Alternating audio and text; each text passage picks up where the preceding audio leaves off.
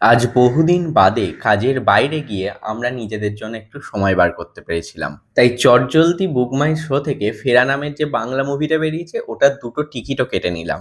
আসলে নন্দনে সিনেমা দেখা আমাদের দুজনারই একটা কমন ভালো লাগার জায়গা। যদিও অ্যাজ ইউজুয়াল মুভির শুরুটা মিস হয়ে গিয়েছিল, কারণ আমরা 15 মিনিট মতো পর ঢুকেছিলাম। এখন এই 15 মিনিট লেট কেন হলো সেই গভীরে আমি যাব না। আমার যাওয়াটাও হয়তো উচিত না। শুধু একটা কথাই বলবো, সমাজদারকে নিয়ে ইশারা হি কাফি হ্যায়। যাই হোক, এসব ছাড়ো, এবার আসা যাক ফেরা মুভিটাকে নিয়ে। দেখো, আমার মতে গল্পের বাঁধনটা আরেকটু শক্ত হলে হয়তো ভালো হতো, কিন্তু সঞ্জয় মিশ্রাজি এবং ঋত্বিক চক্রবর্তীর অভিনয় এই ফিল্মটাকে অনেকটা উচ্চতায় নিয়ে চলে গেছে। বাংলা ছবিতে সঞ্জয় মিশ্রাজির এটা নাকি ডেবিউ ফিল্ম, কিন্তু একটা বারের জন্য এই জিনিসটা উপলব্ধি করতে দেয়নি।